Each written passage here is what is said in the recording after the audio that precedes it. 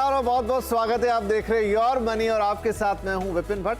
Your money यानी आपकी कमाई बढ़ाने वाला पर्सनल फाइनेंस का हमारे खास शो योर मनी में हम एक बार फिर लेकर हाजिर हैं आपके उन सवालों के जवाब देने के लिए जो जिंदगी के हर कदम में आपके पैसों की जरूरत के लिए जरूरी होते हैं, क्योंकि इसके लिए एक प्लानिंग चाहिए होती है। और योर मनी में हम आपको ना सिर्फ बचत करना बताते हैं बल्कि अपनी बचत पर आप किस तरीके से अच्छा मुनाफा कमा सकते हैं, उस बचत को आप बढ़ा सकते हैं, ये भी आपको सिखाते हैं ताकि आप जिंदगी के हर गोल को अच्छी तरह से अचीव कर पाएं। राइट, तो अगर आप भी योर मनी में अपने सवाल पूछना चाहते हैं तो प्लीज ये हमारा ईमेल आईडी नोट कीजिए yourmoney@nw18.com। लेकिन उससे भी आसान तरीका 70452200 ये व्हाट्सएप नंबर है हमारा। कई दर्शकों के पास है लेकिन जो नए जुड़े हैं वो जरूर नोट कर ले। और यहाँ पर सवाल पूछना तो काफी आसान है, सिंपली लिख के व्हाट्सएप कर दे। इसके अलावा योर मनी डिजिटल प्लेटफॉर्म यानी फेसबुक और एक्स पर भी लाइव है, तो जो दर्शक हमें यहाँ देख रहे हैं वो भी हमें सवाल डायरेक्ट यहाँ कमेंट बॉक्स में जाके भेज सकते हैं। तो हमसे संपर्क करने के ढेर सारे तरीके, कोई बहाना आपका नहीं चलेगा। किसी भी तरीके से जो आपको अच्छा लगता है वो आप हमसे पूछें। राइट, तो चलिए आज के शो की शुरुआत करते हैं। और आज हमारे साथ हैं मनी मंत्रा के फाउंडर विरल भट्ट साहब। विरल जी कैसे हैं आप? नमस्ते। नमस्ते विपिन जी, बढ़िया। आप कैसे हैं? All good all good. So आज दो भट्ट मिलके आप लोगों की सॉल्यूशंस निकालेंगे, फाइनेंशियल प्रॉब्लम्स को सॉल्व करेंगे। नाम राशि अलग अलग है लेकिन सरनेम सेम है। राइट, तो भट्ट साहब आज सवाल जवाब ही हैं। आज हम पर्टिकुलर टॉपिक को डिस्कस नहीं कर रहे, लेकिन इन सवालों में से जो खास निकलेगा उन पे आपकी विशेष राय मैं चाहूंगा। पहले हमारे कॉलर आते हैं कुमार पटेल साहब अहमदाबाद से। अगर फोन लाइन पे जुड़ चुके हैं तो पटेल साहब बहुत बहुत नमस्कार और बताइए क्या पूछना चाहेंगे आप? नमस्कार जी। नमस्ते। एक्चुअली मेरा विजन एक्चुअली 1.5 CR का है अगले 10 साल के लिए। ओके। और फिलहाल मैं अभी पिछले 5-6 साल से SIP कर रहा हूँ। 5,000 से चालू किया था, अभी 8-8,500 तक है वो। बहुत बढ़िया।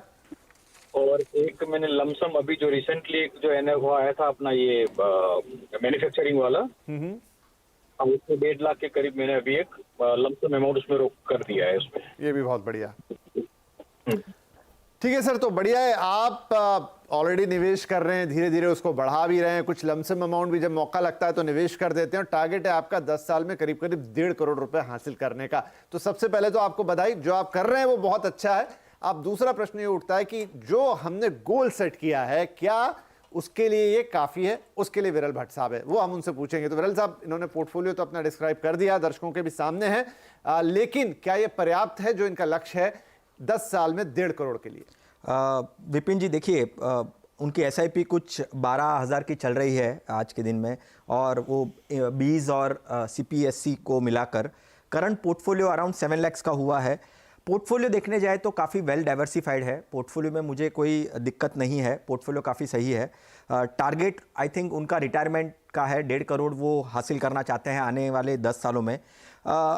मुझे ये शायद से पूछना है इनको यहाँ पे कि उसके अलावा भी और कुछ गोल्स हो सकते हैं, आ सकते हैं, तो क्या उनके लिए वो प्रिपेयर्ड है कि नहीं है? राइट, वैसे देखने जाए तो आप जो आपकी कंट्रीब्यूशन है वो थोड़ी सी कम दिख रही है टुवर्ड्स योर जो भी आपकी रिक्वायरमेंट है रिटायरमेंट के पोर्टफोलियो में। अभी से अगर आप यही इन्वेस्टमेंट्स कंटिन्यू रखें और आपका जो टारगेट है कि 1.5 करोड़ है, तो उसमें मुझे जिस हिसाब से 12% अनुमान मैं लगाऊं तो भी आप 49 लाख के आसपास अचीव कर पाएंगे, हासिल कर पाएंगे आने वाले 10 सालों में। तो आप डेफिनेटली शॉर्ट रह जाएंगे आपके टारगेट से। और उसके लिए आपको सुझाव यही है कि स्टेप अप करिए, टॉप अप करने की कोशिश करिए आपके SIP को। कम से कम अगर आप 35,000 की SIP करेंगे तो 1 करोड़ हासिल कर पाएंगे आने वाले 10 सालों में। और अगर आपकी SIP 60,000 की SIP आप अगर करते हैं तो आपका जो टारगेट है 1.5 करोड़ का वो आप हासिल कर पाएंगे। यानी यहां से कम 48,000 का आपको इंक्रीज करना होगा SIP अमाउंट, तो ही आप आपका टारगेट अचीव कर पाएंगे। राइट, तो देखिए अब यहाँ पर पटेल साहब, सीधी बात तो यह है कि बाकी सब चीजें ठीक है, लेकिन अपना जो लक्ष्य है ना, आपका जो लक्ष्य है उसमें और अभी मौजूदा निवेश में थोड़ा सा गैप है। तो सबसे पहले तो उसी गैप को आपको भरना है। अब वो कितना आपके लिए आज की तारीख में मुनासिब होगा वो आप डिसाइड करेंगे, लेकिन देखिए आपने एक अपर लिमिट सेट की है 1.5 करोड़। इसका मतलब ये नहीं कि अगर उतना हासिल नहीं होता तो कुछ नहीं करना है। 1.5 करोड़ से जितना भी हो जाए, अभी के मुताबिक 49 लाख के आसपास होना संभव है, लेकिन अगर आप वक्त के साथ इसे धीरे धीरे बढ़ाते चलेंगे तो आपका लक्ष्य के करीब आप पहुंच जाएंगे। और हमारी शुभकामना आपके साथ है, और आगे जो भी हो तो हम हमेशा आपकी मदद के लिए यहाँ तैयार बैठे हैं। लेकिन फिलहाल के लिए आपको एक पर्टिकुलर अमाउंट वहां इंक्रीज करनी है। जितना इस समय आपसे हो पाता है उतना कर दीजिए, बाकी हम फिर लगातार बात करते रहेंगे। इसमें विरल साहब एक चीज है, जैसे पटेल साहब का पोर्टफोलियो था, कई बार मैं देखता हूं इस तरह के सवाल आते हैं, थोड़े से मतलब ज़्यादा एम्बिशियस गोल होता है। मतलब आपकी कमाई है, फिर डेफिनेटली फैमिली है, कई बार लोग जॉइंट फैमिली में रहते हैं या कुछ इस तरह से रहते हैं तो शायद खर्चे कम होते होंगे, या शादी नहीं हुई होती। यहाँ तो खैर इनकी उम्र 40 साल है तो डेफिनेटली इनकी मैरिज हो गई होगी, हम ये अज्यूम करते हैं। लेकिन सर्टेन टाइम थोड़ा सा ज़्यादा ओवर एम्बिशियस सा गोल बन जाता है। क्या अपने गोल को थोड़ा प्रैक्टिकल रखना ज़्यादा बेहतर है? डेफिनेटली हम हमेशा ऐसा कहते हैं विपिन जी कि स्मार्ट होने चाहिए आपके गोल्स, स्पेसिफिक होने चाहिए, मेजरेबल होने चाहिए, अचीवेबल होने चाहिए, टारगेट ओरिएंटेड होने चाहिए। और जैसे मुझे इनके केस में भी ऐसा लगा कि रिटायरमेंट पॉइंट ऑफ व्यू का उनका एक गोल है, बट क्या वो दूसरे गोल्स जो आने वाले हैं उनको उन्होंने फोर्सिंग किया हुआ है, सोचा है कि नहीं, राइट। और एक फाइनेंशियल प्लानिंग प्रोसेस होती है, आपको आपका कैश फ्लो के ऊपर स्ट्रेस करना चाहिए। हमेशा कहता हूं मैं 30-30 वाला रूल होना चाहिए। 30% आपका जो है वो आपके एक्सपेंसेस में जाना चाहिए, 30% आपके लाइबिलिटीज ईएमआईज को पे करने के लिए जाना चाहिए, और एटलीस्ट 30% आपका इन्वेस्टमेंट्स पॉइंट ऑफ व्यू से निवेश होना चाहिए जो आपको ओवरऑल बैलेंस कर सके आपके लाइफ में, और जो निवेश हो वो फाइनेंशियल गोल्स के साथ कनेक्टेड होना चाहिए। राइट तो ये बेसिक्स है। देखिए इन्हें अगर आप ध्यान रखेंगे तो एक बेहतर फाइनेंशियल प्लानिंग होगी। फाइनेंशियल प्लानिंग का मतलब ये नहीं कि आप कुछ भी उठा के सब कुछ अपना पेट काट के लगा दें और बाकी जगह डगमगा जाएं। उसे स्मार्ट तरीके से कीजिए, जैसा भट्ट साहब ने बताया। हम ये और बातें आगे करते चलेंगे। अगले कॉलर आ गए इस बीच हमारे साथ फोन लाइन पर, मिस्टर अभिषेक सिंह फ्रॉम ग्वालियर। अभिषेक जी बहुत स्वागत है आपका, प्लीज अपना सवाल बताएं। हाँ नमस्कार सर, जय हिंद। अभिषेक बोल रहा था ग्वालियर से। जी जी सर मेरा क्वेश्चन ये था कि मेरे पास 2 SIP रनिंग है भी, SBI ग्लोबल मैग्नम 3000 का, दूसरा SIP है SBI स्मॉल कैप 3000 का, प्लस मेरा सुकन्या समृद्धि योजना में 2000 रुपए, मतलब 8000 का अभी मेरा इन्वेस्टमेंट रनिंग है। जी जी प्लस मेरे पास 30 लाख का एक होम लोन है 8.55 रेट पे 20 ईयर्स के लिए। ओके तो जो मैंने होम लोन लिया है सर, उस पे अभी मेरा रेंटल इनकम स्टार्ट हुआ है 20,000।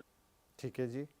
तो सर मैं ये चाहता हूँ कि उस 20,000 को मैं कैसे इन्वेस्ट करूँ, इस SIP को कुछ मॉडिफिकेशन करना है या एडिशनल SIP करूँ, या फिर लोन में एडिशनल EMI पे करूँ, ताकि जो मेरा टारगेट 50 लाख का है 12 to 15 ईयर्स उसे अचीव कर पाऊँ, प्लस मेरा लोन भी खत्म हो जाए सर। बहुत अच्छा सवाल है आपका। कहूँ तो आप EMI भी आपकी बता देता हूँ, 25,000 रुपए EMI दे रहे हैं आप। बड़ा ट्रिकी क्वेश्चन है कि जो इनकी रेंटल इनकम चालू हो गई उससे ये और इन्वेस्टमेंट को बढ़ा दें जो कर रहे हैं, या फिर उससे पहले लोन को कम करें। ये अच्छा सवाल है। राइट काफ़ी प्रैक्टिकल है, काफ़ी आई थिंक मुझे लगता है उन्होंने सोच रखी है कुछ समझ के उन्होंने ये क्वेश्चन पूछा है, क्योंकि डेफिनेटली रिक्वायरमेंट तो है।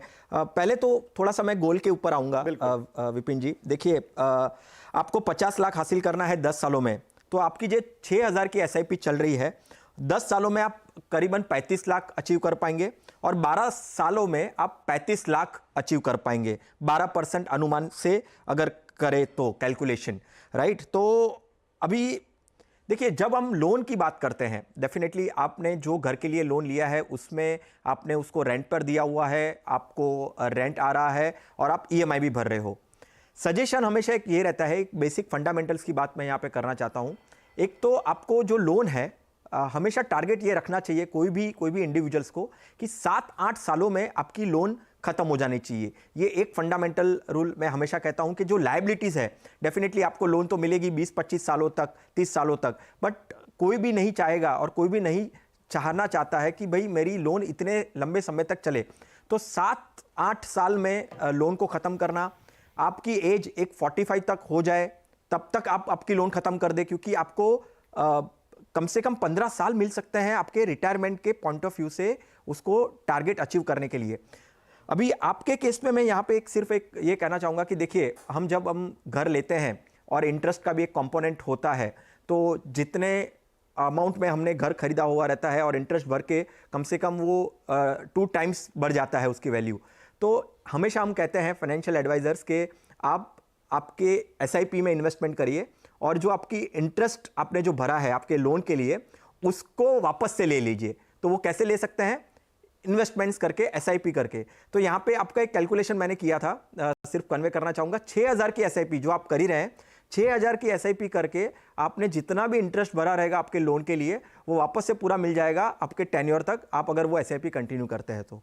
जी, बड़ी अच्छी सलाह है और ना सिर्फ यहाँ पर इनके लिए काम आई होगी, अभिषेक के लिए, बाकी और भी तमाम लोग जो इसी तरह की सिचुएशन में होंगे। काफ़ी सारे लोग होम लोन रहते हैं, घर खरीदते हैं, किराए पे लगाते हैं, फिर उसका इंटरेस्ट पे कर रहे होते हैं, उन सब के लिए भी कि कैसे आप इसे मैनेज करेंगे एक स्मार्ट फाइनेंशियल वे में, राइट। तो ये सभी के लिए और बाकी अभिषेक जी आपके गोल के लिए और बाकी आपके पोर्टफोलियो के लिए विरल जी ने सजेशंस दे ही दिए हैं।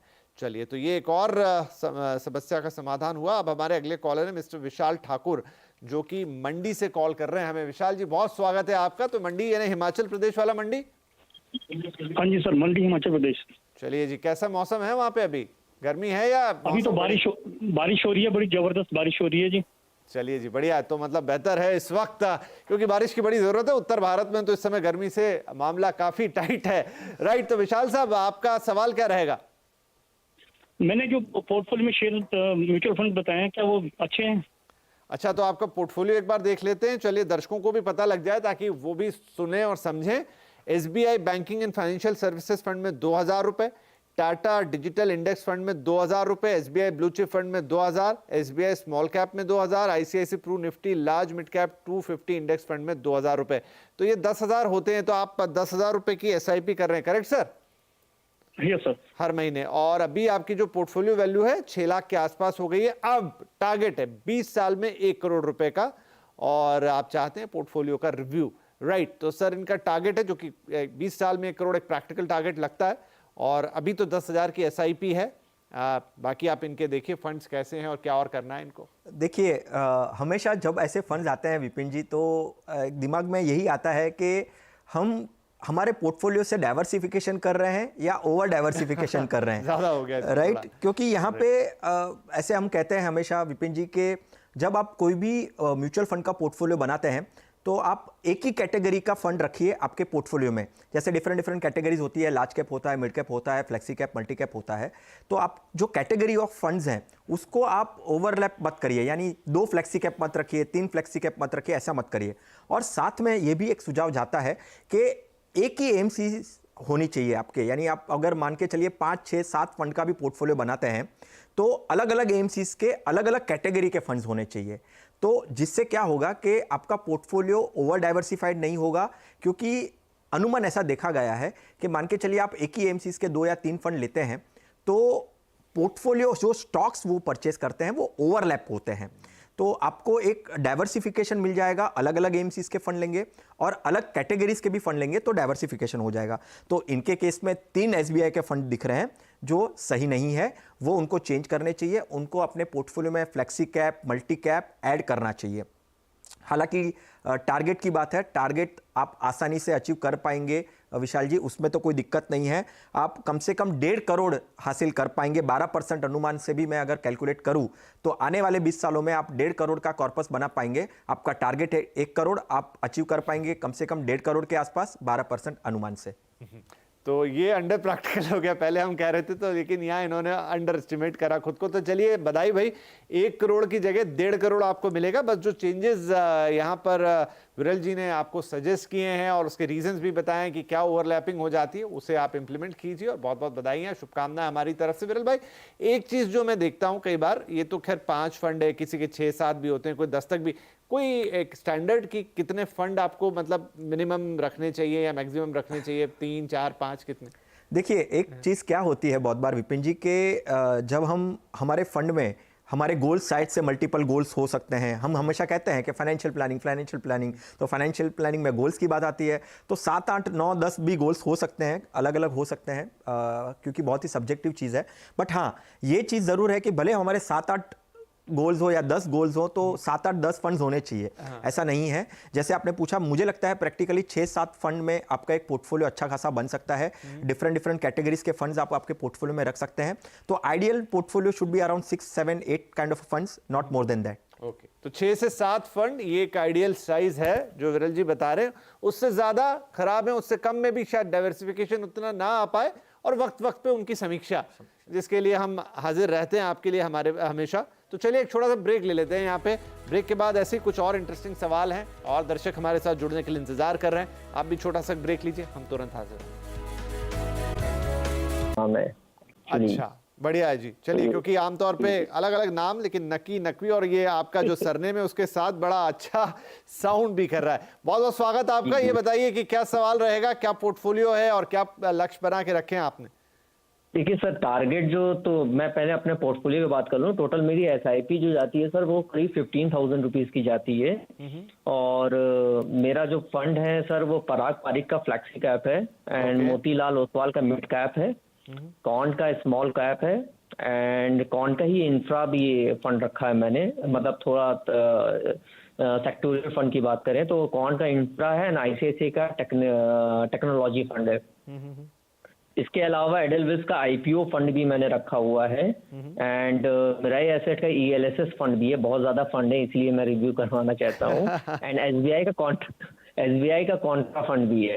तो ओवरऑल जो है सर, अगर वैल्यू वाइज में देखा जाए तो आप वो भी नोट डाउन कर सकते हैं सर। पराग पारिक का 3000 है, मोतीलाल ओसवाल 2000 है, कॉन्ट स्मॉल का 3000 है, कॉन्ट इंफ्रा का 2000 है, आईसीआईसीआई टेक्नोलॉजी का 1000 है, एडलविस आईपी का 2000 है, मिराई एसेट ईएलएसएस कुल मिला के 15,000 की एसआईपी आप कर देते हैं सब में, है ना?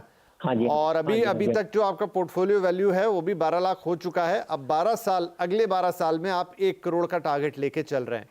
जी जी जी। और इसके अलावा मेरे एक और क्वेश्चन है सर कि इसमें अगर मान लीजिए एसआईपी में करता हूँ और 1 CR तक नहीं पहुँचता हूँ, तो उसके लिए कितना मुझे और मतलब? हाँ, डेफिनेटली वो तो हम आपको बताएंगे ही बताएंगे। देख के तो लग रहा है कि आप पहुंच जाएंगे, लेकिन चूंकि 12 साल है वो अभी कैलकुलेशन में निकल कर आएगा कि क्या कुछ इसमें जोड़ घटाव करने।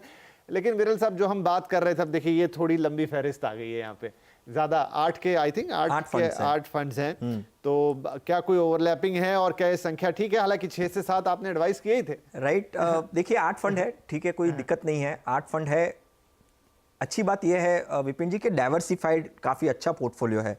और मुझे लगता है ये मैं ऐसी आशा रखता हूं कि ये शायद से रिस्क को समझते हैं, क्योंकि जितने भी फंड्स हैं, आप चाहे तो इंफ्रा फंड ले लीजिए, स्मॉल कैप ले लीजिए, मिड कैप ले लीजिए, आईपीओ वाला फंड लेके रखे हैं उन्होंने, राइट? तो सारे हाई रिस्क हाई रिटर्न्स के कैटेगरी में आते हैं। तो डेफिनेटली रिस्क समझते हैं, रिस्क को जानते हैं। टेन्योर भी लंबा रखा है उन्होंने, 12 साल है। तो ऐसे वाले फंड्स जो कैटेगरीज उन्होंने लेकर रखी है उसमें कोई दिक्कत नहीं है वैसे। तो डाइवर्सिफिकेशन अच्छा है, पोर्टफोलियो काफ़ी अच्छा है, 8 फंड है, कोई दिक्कत नहीं है, आप कंटिन्यू कर सकते हैं।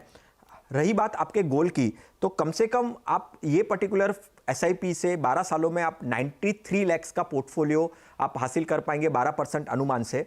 आपको हालांकि आपका जो फंड्स हैं वो काफ़ी एग्रेसिव फंड्स हैं। अगर थोड़ा सा पास्ट परफॉर्मेंस को देखें, डेफिनेटली हम हमेशा ऐसा सुझाव देते हैं कि past performance is not guaranteed in future, but हाँ, अगर मैं पास्ट परफॉर्मेंस की बात करूं तो रिटर्न्स काफ़ी बीट कर रहे हैं, 12% से भी ज़्यादा रिटर्न्स आए हैं। बट हाँ, यहाँ से अगर 12 साल का टारगेट लेकर चल रहे हैं तो 12% अनुमान से 93 लाख का पोर्टफोलियो बना पाएंगे। आपका जो टारगेट है थोड़ा सा शॉर्ट रह जाएगा। मुझे लगता है थोड़ी सी अगर आप 2000 की एसआईपी और ऐड कर देते हैं तो आप आसानी से आपका टारगेट हासिल कर पाएंगे। ठीक है जी, तो बहुत बहुत थोड़ा सा नकवी साहब रह गया, कोई बात नहीं। 93,000, और वो भी आपको सिर्फ 2000 रुपए की एसआईपी और जोड़ देनी है इसमें, तो आपका ये हो जाएगा। और वो भी कंजर्वेटिव 12% से आपने कैलकुलेट किया है ना? हाँ। और अगर 12 से ऊपर दे गया तो शायद इसी में हो जाए, लेकिन ठीक है, एक स्टैंडर्ड 12% पकड़ के चलते हैं तो 2000 रुपये आप और जोड़ देंगे तो 1 करोड़ का भी आपका हो जाएगा। बाकी आपके फंड सिलेक्शन की तारीफ की है विरल साहब ने, तो बढ़िया है, काफ़ी डाइवर्सिफाइड है, लेकिन हाई रिस्क हाई रिटर्न वाला मामला है, तो ठीक है, अच्छी बात है। लेकिन पोर्टफोलियो आपका बैलेंस्ड है और बस थोड़ी सी आपको यहाँ पर 2000 रुपये से एसआईपी बढ़ा देनी है। चलिए, अब एक ईमेल है हमारे पास और ये है कुणाल साहब का, गाजियाबाद से इन्होंने भेजा है। उम्र 47 साल है जनाब की और मौजूदा निवेश 30,000 रुपये की एसआईपी आप कर रहे हैं। पोर्टफोलियो वैल्यू फिलहाल के लिए 10 लाख है। आगे इनका टारगेट है 12 साल में 3 करोड़ रुपए। पोर्टफोलियो पे नजर डाल लेते हैं। ABSL PSU इक्विटी फंड जिसमें 4,000 रुपये हर महीने निवेश करते हैं। HDFC स्मॉल कैप फंड में 7,000 रुपये, HDFC mid cap opportunities fund में 2, क्वांट स्मॉल कैप फंड में 4, Motilal Oswal small cap fund में 6,000 रुपये, Motilal Oswal mid cap fund में 2,000 और टाटा बैलेंस एडवांटेज फंड में 5,000 रुपये। तो कुल मिला के करीब 7 इनके पास फंड्स हैं और उसमें 30,000 रुपये डाल रहे हैं। तो यहाँ पर विरल जी अब इनको अच्छा अलग से इन्होंने एक और लिखा है, इक्विटी में भी 5 लाख रुपए इन्होंने लगा रखे हैं। ठीक है जी, तो 12 साल में 3 करोड़ का टारगेट। देखिए विपिन जी, वापस से वही चीज़ नज़र आ रही है पोर्टफोलियो में। मिड कैप और स्मॉल कैप हैवी पोर्टफोलियो है। एक ही एमसीज के 2-2, 3-3 फंड्स लेकर रखे हैं, तो वो चीज़ हो सके तो अवॉइड करिए। Flexi cap, multi cap, focus fund, value fund, right, ऐसे सारे फंड्स के कैटेगरी मिक्सअप करिए आपके पोर्टफोलियो में, तो काफ़ी अच्छा डाइवर्सिफिकेशन रहेगा। क्योंकि बहुत बार ऐसा देखा गया है विपिन जी के जब मार्केट फॉल होता है तो ये मिड कैप और स्मॉल कैप सेगमेंट में बहुत ही बड़ा डाउनसाइड आता है और वॉलेटिलिटी भी बहुत ही ज़्यादा रहती है। तो तभी निवेशक को लगता है कि यार मैंने गलती कर दी, मैंने ये कर दिया, मेरे को इसमें निवेश नहीं करना चाहिए था। तो ये सब चीज़ नहीं होनी चाहिए। उसके लिए आपका पोर्टफोलियो वेल डाइवर्सिफाई होना चाहिए। SIP 30,000 की कर रहे हैं, करंट पोर्टफोलियो उनका 10 लाख का है, तो डेफिनेटली डाइवर्सिफिकेशन जैसे मैंने कहा मल्टी कैप और फ्लेक्सी कैप ऐड करिए, राइट। एक ही AMCs के अलग अलग कैटेगरी के फंड्स आप सिलेक्ट कर सकते हैं।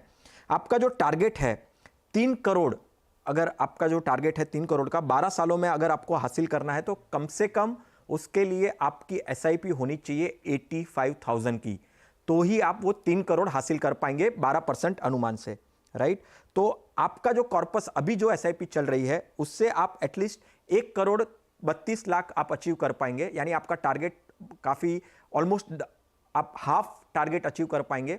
फुल टारगेट अचीव करने के लिए आपको SIP बढ़ानी पड़ेगी और वो भी SIP आपको कम से कम 85,000 तक लेकर जानी पड़ेगी। यानी 55,000 रुपए की SIP आपको और ऐड करनी पड़ेगी। तो देखिए कुणाल साहब, इसमें जो अगर आप हमें सुन रहे हैं इस वक्त या जब भी देखें, तो एक तो जो पोर्टफोलियो में है वो स्मॉल और मिड कैप का बहुत ज़्यादा इस्तेमाल है, वहाँ थोड़ा बैलेंस कीजिए क्योंकि ये बहुत ही ज़्यादा वोलेटाइल रहता है मामला इनका। और दूसरा, एक ही कंपनी के या एसेट मैनेजमेंट कंपनी के मल्टीपल फंड्स है, तो वो भी विरल साहब कह रहे हैं कि बहुत अच्छी स्ट्रैटेजी नहीं है और लोगों से भी हमने यही कहा है। तो थोड़े से यहाँ पर बैलेंस की ज़रूरत है। और जहाँ तक आपके पोर्टफोलियो की बात, माफ़ कीजिए, लक्ष्य की बात है, तो थोड़ा आपको यहाँ से 55,000 रुपये ऑलमोस्ट और ऐड करने होंगे और मौजूदा निवेश के हिसाब से आप आधे रास्ते तक पहुंच पाएंगे। तो अब ये अपने ऊपर है। देखिए ठीक है, आपने टारगेट हाई सेट किया है, धीरे धीरे इसमें आप उसकी तरफ अपना निवेश बढ़ाएं जितने आप कंफर्टेबल हैं बाकी खर्चों को और बाकी निवेश को देखते हुए। और अगर नहीं है तो हम इस गोल को थोड़ा सा प्रैक्टिकल कर लेंगे। लेकिन बधाइयाँ आपको कि आप ये सब कर रहे हैं और थोड़ा सा अपने पोर्टफोलियो पे भी नज़र डालेंगे, उसको थोड़ा रिजेक्ट करेंगे तो और बेहतर और सुरक्षित पोर्टफोलियो साउंड करेगा, राइट जी। तो यहां पर अब सवाल जवाब के लिए तो समय हो गया समाप्त, लेकिन वो वक्त आ गया जब हम विरल साहब से पूछेंगे उनके टॉप 4 फंड्स, क्योंकि इसका भी काफी लोगों को इंतजार रहता है कि कौन से टॉप 4 फंड्स आज हम बताने वाले। विरल जी। विपिन जी, देखिए मार्केट मेरे हिसाब से काफ़ी इंटरेस्टिंग टाइम पे है। वॉलेटिलिटी दिखेगी आने वाले समय में। तो अगर किसी निवेशक को अगर पोर्टफोलियो बनाना है तो मेरे 4 फंड होंगे। टाटा का एक बिजनेस साइकिल फंड है, डिफरेंट स्टॉक्स का कॉम्पोजिशन है, सेक्टर्स का कॉम्पोजिशन है, वो देख सकते हैं। जैसे मैं शो में बोलते आ रहा हूँ मल्टी कैप और फ्लेक्सी कैप होना चाहिए, तो मल्टी कैप में इन्वेस्को करके जो AMC है उसका multi cap fund, Canara Robeco का एक फ्लेक्सी कैप फंड आप ऐड कर सकते हैं। और जैसे कहा कि मार्केट वॉलेटाइल होने के चांसेस हैं, तो एक हाइब्रिड कैटेगरी में बैलेंस एडवांटेज फंड जिसमें इक्विटी और डेट दोनों का मिश्रण रहेगा। तो ये 4 fund, Tata business cycle, Invesco multi cap, Canara flexi cap और ICICI का बैलेंस एडवांटेज फंड, राइट। तो ये है आज के टॉप 4 फंड फ्रॉम विरल भट्ट। आपने नोट कर लिए होंगे क्या इनके हाईलाइट्स हैं और क्यों ये सजेस्ट किए गए हैं, ये भी विरल साहब ने आपको समझा दिया। तो ऑल द बेस्ट उन निवेशकों के लिए जो शुरुआत करना चाहते हैं या जो एग्जिस्टिंग भी हैं, लेकिन ये टॉप 4 फंड अभी करंट मार्केट सिनारियो के हिसाब से, करंट इकोनॉमिक सिनारियो के हिसाब से सूट कर सकते हैं आपके पोर्टफोलियो को, राइट। बहुत शुक्रिया विरल साहब, आपने वक्त निकाला और इनफैक्ट आप स्टूडियो तक आए। यहाँ पर बात करने का मजा ही कुछ और होता है। सो बहुत बहुत शुक्रिया। आई होप कि आपने जो सलाह दी वो दर्शकों के बहुत काम आएगी। और आपसे भी यही निवेदन है कि आप जो भी करें बहुत अच्छे से करें, सोच समझ के करें। आपका निवेश ऐसा होना चाहिए जो लगातार बढ़े भी और सुरक्षित भी रहे, और यही कोशिश हमारी होती है। फिलहाल आपसे इजाजत लेंगे, लेकिन आपके सवालों का और फीडबैक का इंतजार रहेगा। नमस्कार।